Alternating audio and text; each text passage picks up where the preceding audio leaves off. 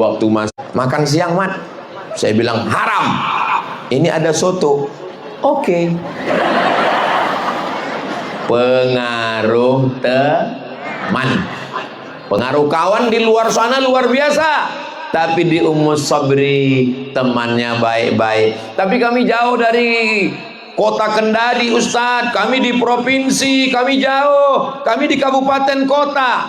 Enggak ada halangan. Karena di sini ada asrama, di sini ada boarding, di sini ada pesantren.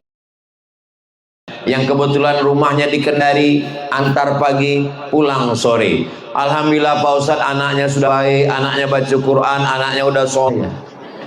Mudah-mudahan nanti Ummu Sabri juga membuka pesantren khusus untuk bapak-bapak.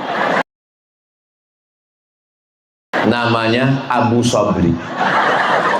Di belakang.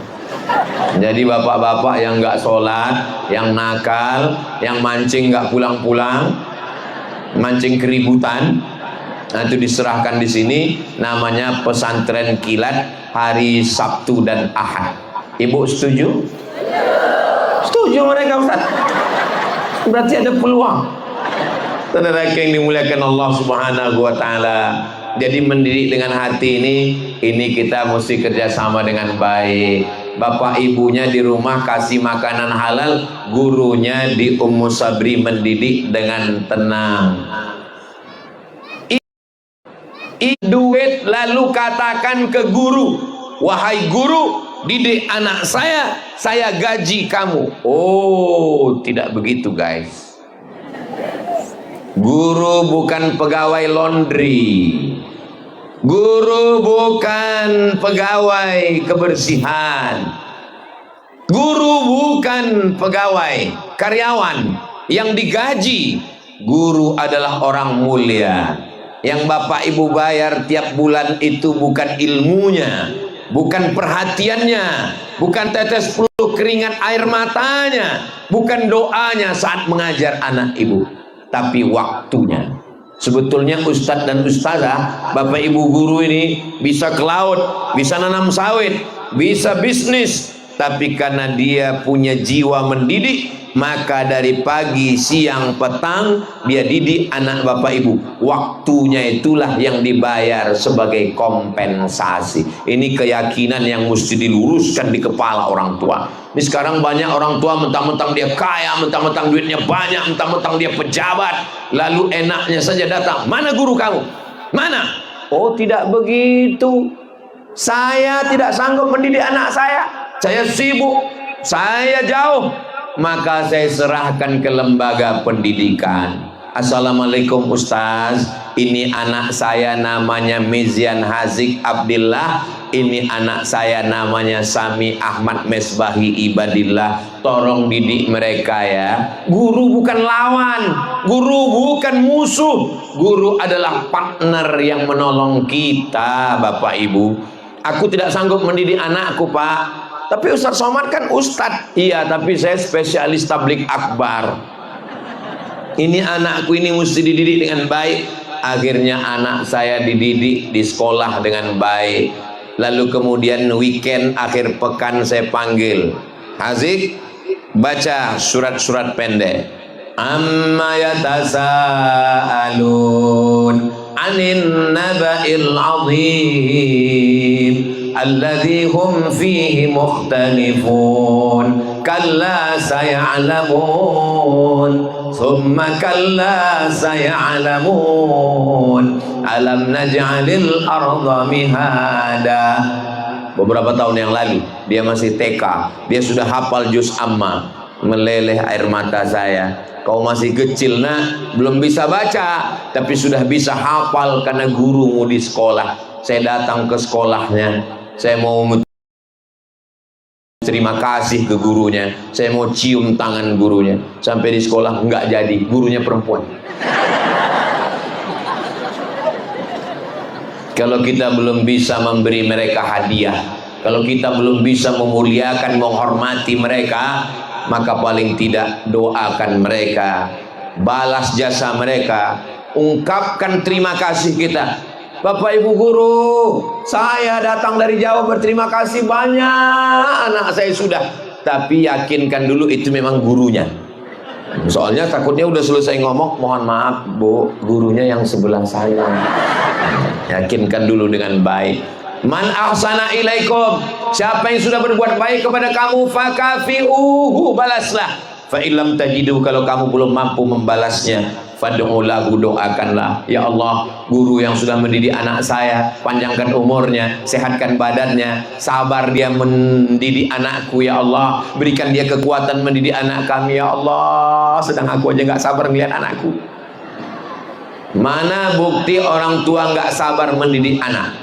Waktu COVID kemarin, berapa banyak orang tua yang datang menemui kepala sekolah supaya minta sekolah segera dibuka.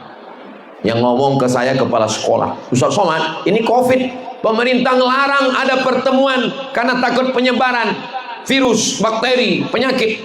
Tapi orang tua mendesak supaya kepala sekolah membuka sekolah. Kenapa? Karena kami udah nggak tahan lagi di rumah. Betapa orang tua pun tidak mampu mendidik anak-anaknya. Maka ini salah satu kesadaran kita bahwa lembaga pendidikan, bahwa sekolah, bahwa pesantren itu menolong meringankan beban kita. Betul apa tidak, Bu? Terserah, Ibu bilang tidak pun saya tetap lanjut. Lalu kemudian ketika di Ummu Sabri, di sini anak-anak dididik laki-laki pakai celana panjang, pakai kain sarung. Jangan nanti begitu mereka pulang ke rumah, dia lihat bapaknya pakai celana pendek. Hitam-hitam si tampuk manggis, sudahlah hitam lutut bekudis. Ini ustaz-ustazah di Ummu Sabri sudah membangun istana di tepi pantai. Istananya cantik, tapi kemudian begitu datang ombak, hancur lagi. Besok dibangun lagi, hancur lagi. Besok dibangun lagi. Guru ustaz-ustazah di Ummu Sabri mengajarkan, perempuan itu nak, rambutnya mesti tertutup, bajunya mesti longgar. Tiba-tiba dia pulang ke rumah, dilihatnya ibunya pakai baju model akuarium, di dalamnya ada ikan mas koki. Buyar semua pendidikan. Akhirnya anak kita mengalami kepribadian ganda. Satu sisi dia sayang sama gurunya, tapi satu sisi dia juga sayang sama ayah ibunya. Di matanya ayah ibunya nggak mungkin salah, tapi menurut pengajaran gurunya ini salah karena bertentangan dengan ajaran agama Islam. Akhirnya dia confused, dia mengalami kebingungan, otaknya belum bisa nangkap itu. Maka ibu tolong paksa-paksakan diri pakai jilbab panjang, baju panjang. Jangan lagi dipakai baju yang belum selesai dijahit. Namanya you can see. Kamu can bisa sih melihat. Kamu bisa melihat ketiak seperti leher onta. Ustadz ngomongnya kok begitu, biar supaya melekat di hati dan pikiran. Nanti kalau pulang dipakai langsung ingat leher onta. Saudara yang dimuliakan Allah Subhanahu wa taala, ketika mereka dididik hanya dengan pendidikan di depan kelas, hanya dengan presentasi makalah, tapi mereka tidak melihat bukti nyatanya, maka begitu sinkron antara ustadz ustazah di Ummu Sabri. Masalah bangunan Ummu Sabri jangan ragukan lagi, bangunannya cantik. Ya tapi ustadz ngomong cantik kan karena malam. Tadi siang saya sudah dibawa ke sini. Tadi siang sebelum ke hotel saya dibawa dulu mampir keliling untuk melihat ini Ummu Sabri, ini pintu masuk, ini pintu keluar, ini bangunannya. Saya tak bisa berkata-kata. Wow, amazing. Bangunannya cantik, lapangannya luas, pakai tanah lapang, anak-anak bisa berolahraga, fasilitas tidak kurang apapun. Tapi ingin juga membuat lembaga pendidikan di kabupaten kota. Bagaimana supaya tanahnya tidak jadi masalah? Oh, kalau begitu tanahnya dibuatkan akta ikrar wakaf yayasan. Saya mau setelah ini orang pada datang untuk menyelamatkan anak bangsa. 1945 Presiden Soekarno-Hatta memproklamirkan kemerdekaan Indonesia. Apa kata Hatta? Bung Hatta mengatakan, kalau mau Indonesia baik, dua yang mesti dibangun. Pertama, pendidikan. Yang kedua, rumah sakit. Rumah sakit sampai ke hari kiamat tetap ada orang sakit. Mudah-mudahan yang sakit-sakit diangkat Allah penyakitnya sehat walafiat. Pendidikan akan terus ada. Taman SD, SMP, taman SMP, SMA, taman SMA, perguruan tinggi, S1, S2, S3, S teler, S cendol, S doger, S Bandung. Silakan anakmu terbang sejauh mata memandang. Tamat dari Asabri, dapat beasiswa ke Cambridge University. Amin. Dapat beasiswa ke Harvard University. Amin. Dapat beasiswa ke McGill Canada University. Silakan. Pertemuan timur dan barat, pertemuan sains dengan Islam. Di sini dia belajar Quran, belajar hadis. Di sini juga dia belajar fisika, kimia, dan bahasa Inggris. Maka saya tidak setuju kalau ada di antara ibu bapak maksa anaknya mesti sekolah agama. Nggak bisa. Mazhab saya tidak begitu. Saya tidak paksa anak saya, santri saya. Yang penting belajar agama itu pendidikan TK, SD, SMP, SMA. Adapun pendidikan tinggi, jangan paksa dia. Ustaz Somad, gimana cara berangkat ke Mesir? Oh, ini sekarang lagi buka ini. Kementerian Agama tes ke Mesir. Yang mau ke Mesir ini bapak apa anaknya? Saya, Pak Ustaz. Kalau gitu bapak aja yang ke Mesir. Anaknya nggak mau. Anak nggak mau, dipaksa juga berangkat. Akhirnya anaknya berangkat, pulang, dia nggak jadi ustadz, jadi Fir'aun. Orang dia nggak mau. Sampai di sana dia belajar kepada Fir'aun aja. Tapi kalau anaknya yang mau, terus Ustaz Somad dulu, memang saya yang mau. Saya nyari informasi, saya ikut tes, saya dapat beasiswa. 98 saya berangkat, 2002 saya pulang, 2003 saya ke Malaysia, 2000 Sudan, 2019 saya doktor, 2020 profesor di Brunei. Memang saya seorang suami, saya seorang ayah, saya seorang guru, bapak, jadilah seorang ayah. Datang seorang anak, tunjukkanlah. Saya tahu ibu orang kaya, pembantunya banyak, mengorekkan telinga sebelah kanan aja, yang kiri lain lagi, saking kan kayanya.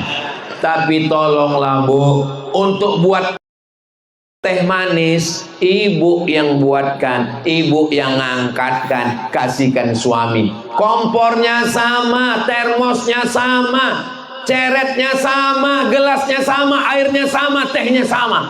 Tapi rasanya beda kalau kalian yang buat, Bu. Ini bukan masalah teh, ini masalah rasa. Kalau sikit-sikit yang buat adalah pembantu, asisten rumah tangga, ibu tinggal duduk scroll. Asisten rumah tangga, ibu tinggal duduk scroll. Akhirnya nanti bapak mau minta teh, datang teh. Nasi, datang nasi. Gule, datang gule. Nanti pas masanya, jangan pulang. Siapa yang nyuap adik besok makan? Yang khawatir bukan cuma anaknya nangis, suami ibu nangis juga.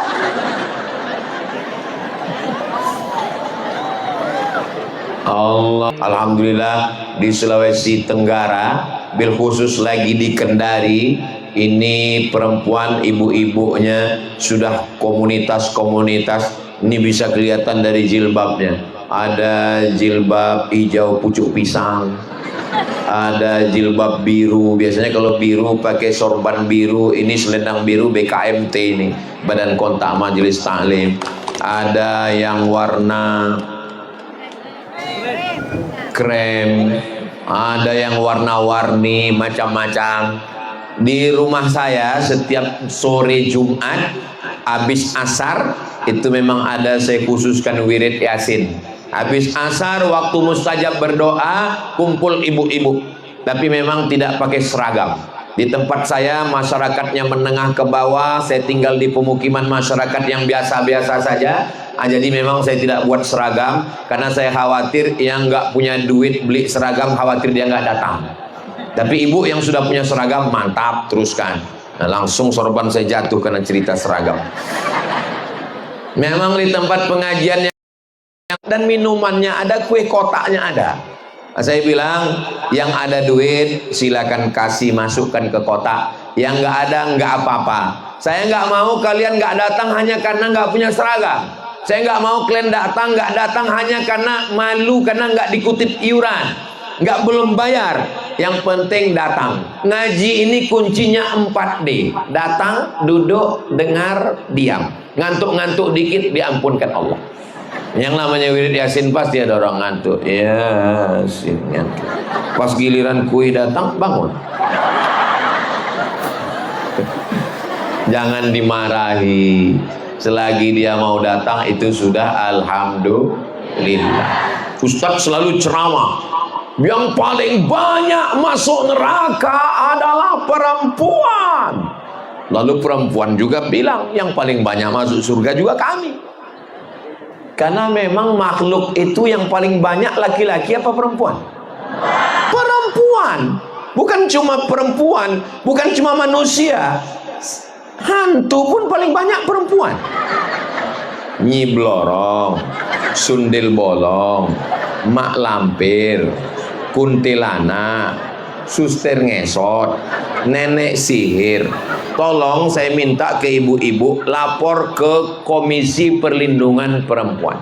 Tolong ibu komplain, kenapa setiap film hantu, hantunya perempuan, pocong perempuan, padahal laki-laki juga kan pakai kain kapan. Dan ketawanya, kenapa ketawa hantu itu perempuan? Kiki. Tapi yang paling banyak sakit kepala laki-laki. Coba nanti buka di internet iklan sakit kepala, paling banyak laki-laki. Dan menurut sensus yang paling banyak gila laki-laki.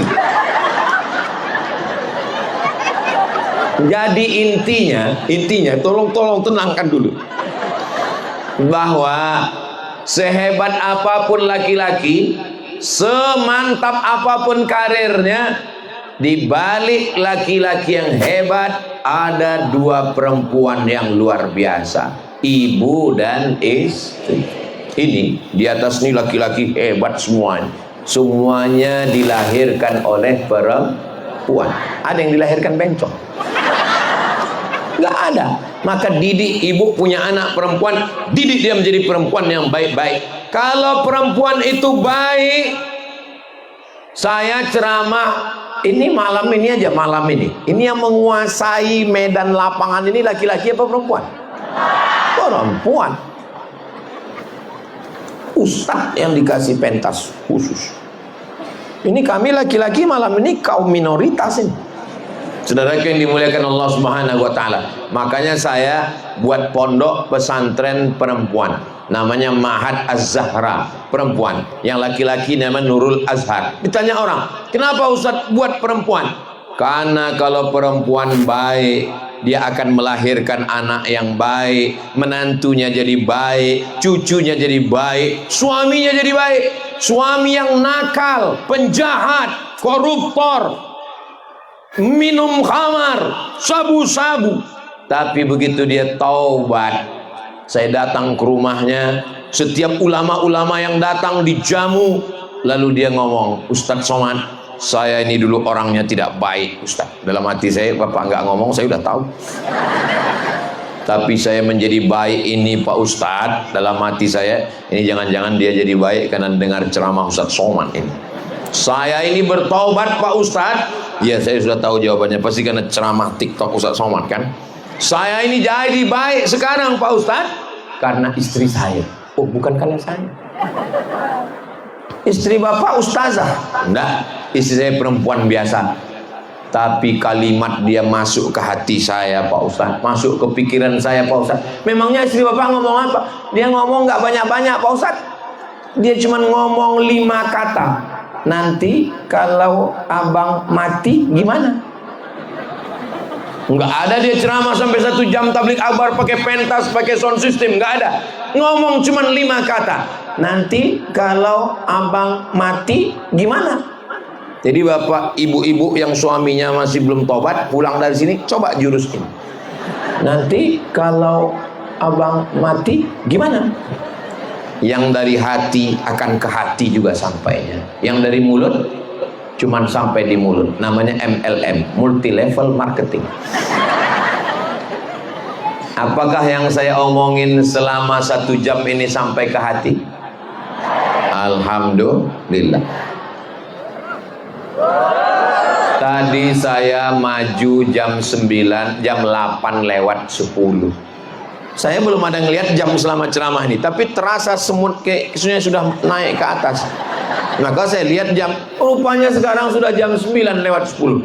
Rupanya saya sudah berdiri 1 jam. Di mana-mana saya tausiah 1 jam. Tapi di Ummus Sabri ini lebih karena saya kemari tidak lewat 3 tahun. Lewat 3 tahun.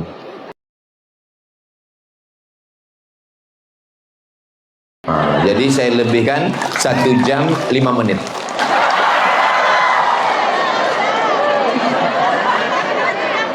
Anak-anak kita perlu teladan.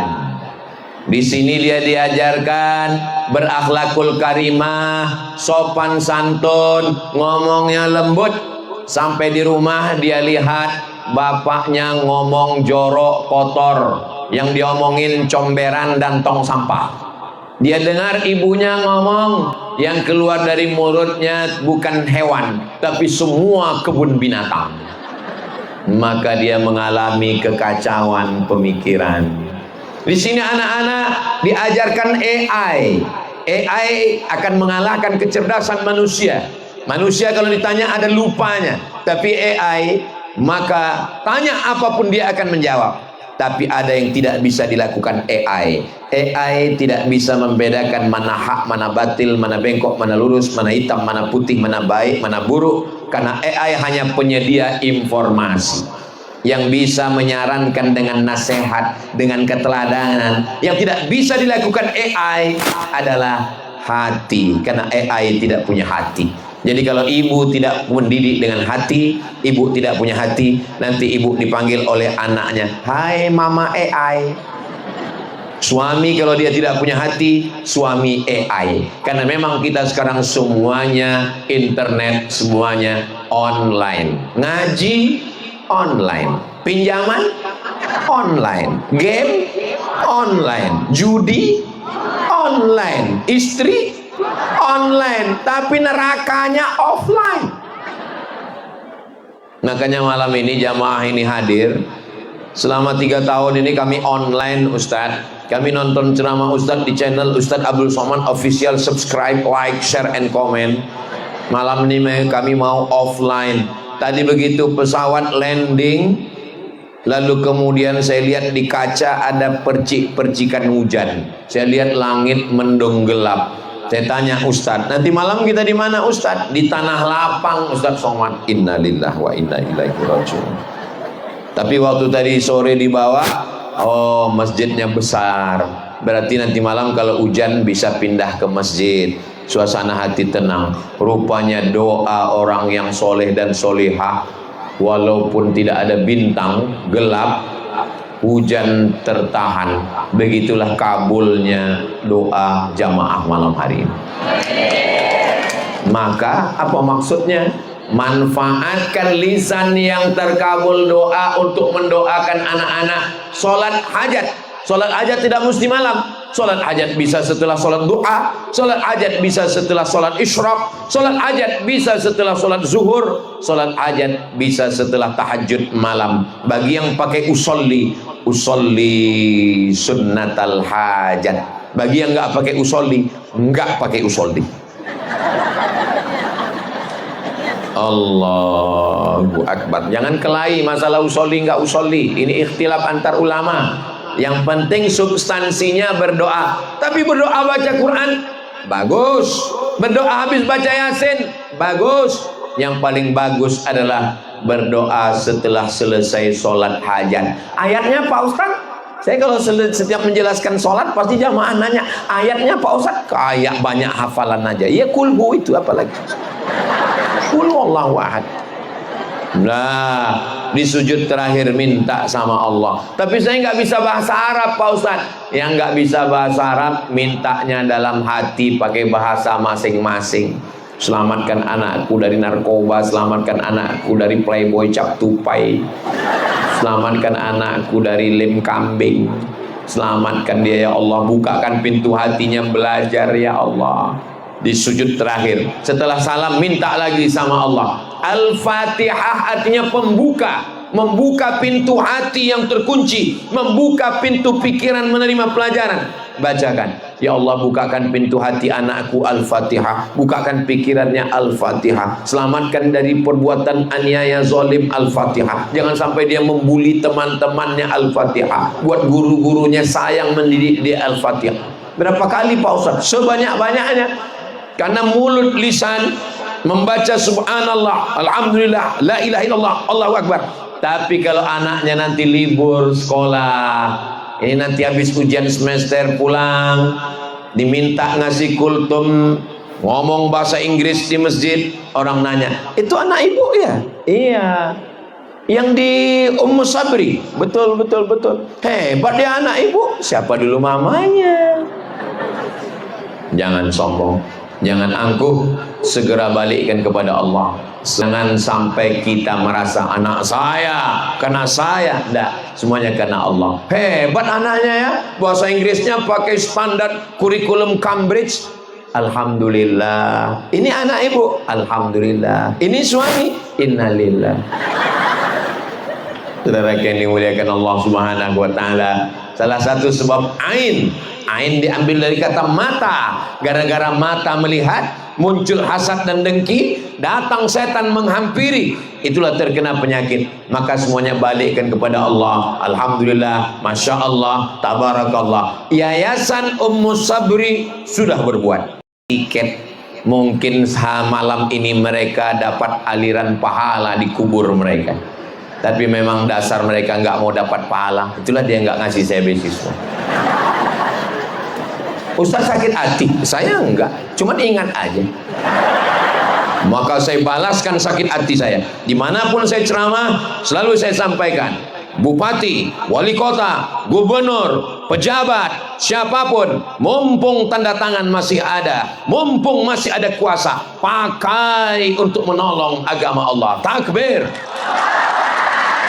Memangnya kalau anak-anak Kendari, anak Sulawesi Tenggara belajar ke Al-Azhar Kairo Mesir, pulang jadi ulama, ada untungnya bagi saya?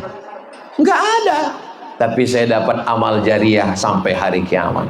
Ibu setuju? Dari bunyinya kayaknya enggak setuju. Sebelum saya berangkat, almarhumah mak saya dipanggil ke Masjid Agung. Mak, ini ada yang balas mak. Datang mak saya ke Masjid Agung. Pulang dari Masjid Agung dia bawa, alhamdulillah kau dapat bantuan ke Mesir. Berapa mak? Buka 200.000 rupiah. Waktu itu 98 dolar sedang melambung krisis moneter. 1 dolar yang sebelumnya 2.500, 98 dolar melambung 20.000. Bulan Mei Presiden Soeharto jatuh karena reformasi akibat dolar yang melambung dari 17.000 naik ke 20.000. Pemerintah Republik Indonesia sudah menyiapkan pesawat untuk membawa mahasiswa dari Kairo pulang ke Indonesia. Pesawat Hercules yang nggak ada kursinya, jadi duduknya lesehan.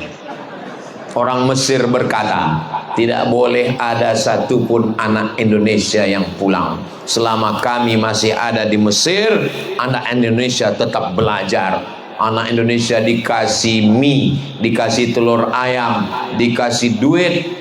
Mesir tidak kaya seperti Saudi Arabia. Mesir miskin, susah, tapi kepedulian mereka luar biasa. Sampai saya pulang 2002, anak Indonesia tetap dapat. Kami menyewa rumah orang Kristen Ortodok Koptik. Nama tuan rumahnya Baba Yosef Hana. Baba Yosef Hana kena penyakit kanker.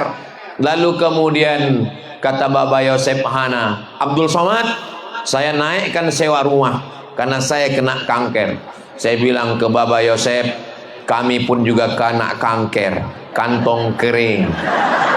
Bapak kami di Indonesia sedang kena krisis moneter.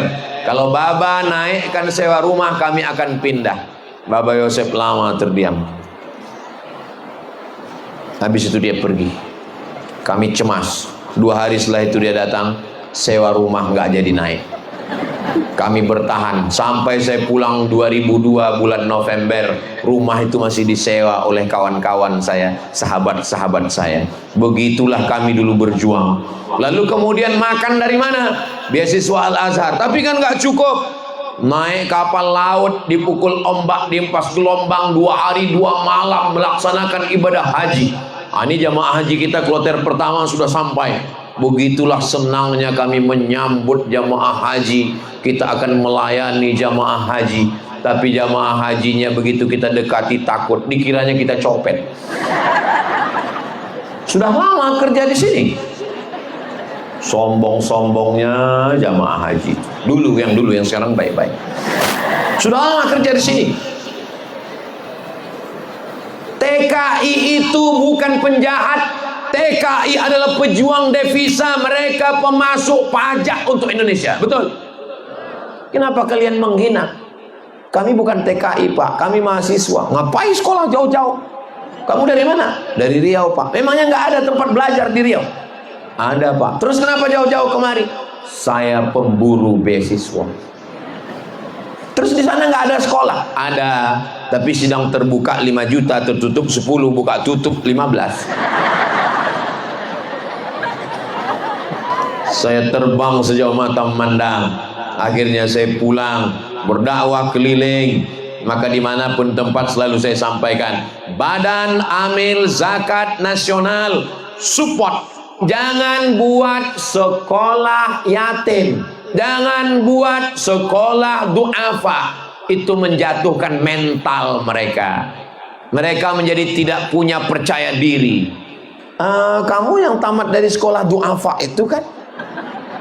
Nih Ummu Sabri, memang di sini ada yang nggak berbayar, memang di sini ada yang gratis, tapi tidak disebut mereka yatim, mereka tidak disebut, mereka disebut anak berprestasi subsidi silang. Mereka punya kebanggaan. Sehingga antara anak pejabat, anak orang kaya, anak orang hebat, anak rakyat jelata, semua sama. Dan mereka berprestasi. Mereka dapat beasiswa itu bukan karena miskinnya. Mereka tidak menjual kemiskinan, tapi karena mereka punya otak yang cerdas, punya akhlakul karimah, berprestasi. Akhirnya mereka pun akan pulang. Coba kalau dibuat sekolah miskin, sekolah gratis, sekolah yatim, sekolah duafa, pulang mereka kuliah. Mereka mau minang anak ibu. Nggak usah nak ya. Kenapa? Ini alumni duafa. Tapi kalau ditanya, kamu dulu? Saya dari Ummu Sabri. Tapi kami termasuk program yang berprestasi. Dia pede, dia punya kebanggaan. Nanti anak bapak ibu yang sudah jadi orang-orang hebat akan mengadakan reuni akbar Ummu Sabri tahun 2000.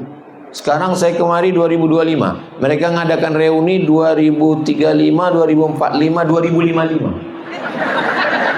2055 reuni akbar Ummu Sabri. Doa bang semua. Waktu itu ibu-ibu udah meninggal. Saya masih ada. Coba kita mikirnya jangan sekarang, tapi mikirnya 2035, 2045, 2055. Ibu semua mendapatkan amal jariah karena anak ibu soleh dan solehah. Bapak Kapolda, Bapak Danrem, Bapak Gubernur, Wakil Gubernur, Bupati, Wali Kota, ketika 2055 ada yang sudah pensiun, ada yang sudah meninggal, tapi mereka mendapatkan amal jariah karena mereka membangun masjid, mereka membangun sekolah, mereka menyediakan beasiswa.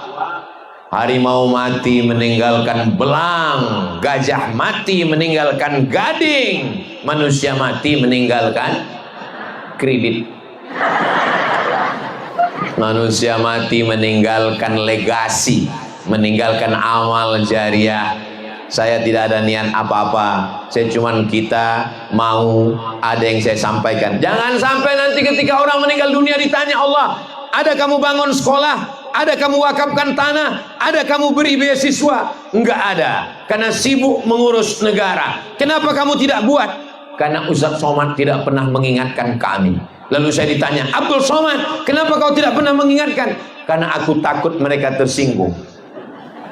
Saya sampaikan apa yang ada di mulut saya, apa yang ada di hati saya. Niat saya tidak banyak, supaya kita semuanya mendapatkan amal jariah, insyaallah. Amin ya rabbal alamin. Itulah yang dapat saya sampaikan pada malam yang penuh dengan kebahagiaan. Sekarang sudah jam 9:30, sudah lewat 1 jam. Itulah hadiah 3 tahun kedatangan ke Kendari.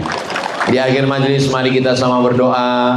Mudah-mudahan anak-anak kita, anak-anak yang soleh solehah penghafal Quran, mujahid fisabilillah. Mudah-mudahan Kendari, Sulawesi Tenggara dijaga Allah, baldatun thayyibatun wa rabbun ghafur. Mudah-mudahan Bapak Ibu semua diberikan Allah kebaikan, kebahagiaan, husnul khatimah, dan kita semua nanti bersama dengan Rasulullah sallallahu alaihi wasallam di surga Jannatul Firdaus. Ala hazihin niyah, untuk niat yang baik-baik ini Al-Fatihah. A'udzubillahi minasyaitonir rajim. Bismillahirrahmanirrahim.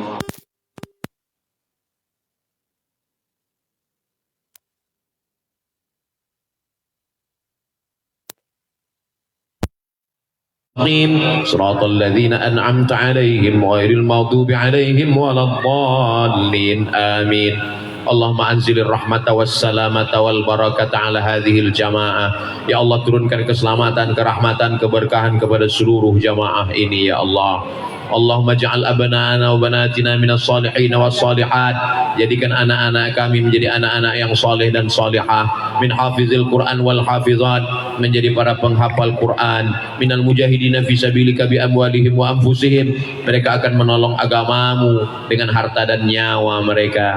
Mereka akan bangun di tengah malam melaksanakan tahajud dan mendoakan kami yang sudah terkubur di dalam tanah. Rabbighfirli wa liwalidayya warhamhuma kama rabbayana shaghira. Allahumma waffiq ulata umurina, Bapak Gubernur, Wakil Gubernur, Kepala Daerah kami, Bapak Kapolda, Bapak Danrem, Bapak Kajari, Bapak Kajati, semua orang-orang yang kau titipkan amanah. Jadikan mereka orang yang adil, jadikan mereka menolong agamamu dengan ujung tinta yang kau berikan di ujung jari mereka ya Allah. Allahumma matti'na bituli umuri ulama'ina, para ulama kami, tuan-tuan guru kami, panjangkan umur mereka, jadikan panjang umur itu menjadi berkah buat kami semua ya Allah. Allahumma ja'al hadzal balada baladan amina, jadikanlah Sulawesi Tenggara ini negeri yang aman, damai. Allahumma dafa'an lal ghala wal waba wal fahsya wal riba wal zina. Selamatkan dari malapetaka, bencana, riba, zina, narkoba, perbuatan keji dan mungkar. Allahumma khtim bis salihati a'malana, tutup umur kami dengan husnul khatimah. Allahumma shfi mardana, saudara kami yang sakit angkat penyakitnya ya Allah. Warham mautana, yang sudah meninggal dunia lapangkan kuburnya, selamatkan dari azabmu ya Allah. Allahumma kama jama'tana fi hadzal makan fajma'na ma'al habibil mustafa fi jannatikal ula. Sebagaimana malam ini Engkau kumpulkan kami di tempat yang baik, tempat menuntut ilmu, tempat para mujahidin fisabilillah, kumpulkan juga kami nanti di surga bersama Rasulullah sallallahu alaihi wasallam, ma'an nabiyyin, bersama nabi-nabi, was-siddiqin, bersama orang yang benar, was-syuhada, bersama orang mati syahid, was-salihin, bersama orang-orang yang saleh. Rabbana zalamna anfusana wa illam taghfir lana wa tarhamna lanakunanna minal khasirin. Rabbana atina fid dunya hasanah wa fil akhirati hasanah wa qina adzabannar. Wa sallallahu ala sayyidina Muhammad wa ala alihi wa sahbihi wa sallam. Walhamdulillahi rabbil alamin. Taqabbalallahu minkum minna wa minkum taqabbal ya karim. Terima kasih segala perhatian. Mohon maaf segala kesilapan dan kekhilafan. Saya tutup dengan pantun penutup. Menangkap puyuh di Bukit Selasih. Thank you dan terima kasih. Assalamualaikum warahmatullahi wabarakatuh. Yuk, kita jalan. Bang.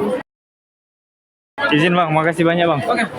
Jumpa lagi. Hadirin yang kami hormati, demikianlah tablik akbar dalam rangka memperingati Hari Pendidikan Nasional yang terselenggara atas kerjasama Pesantren Ummu Sabri Kendari, Badan Kontak Majelis Ta'lim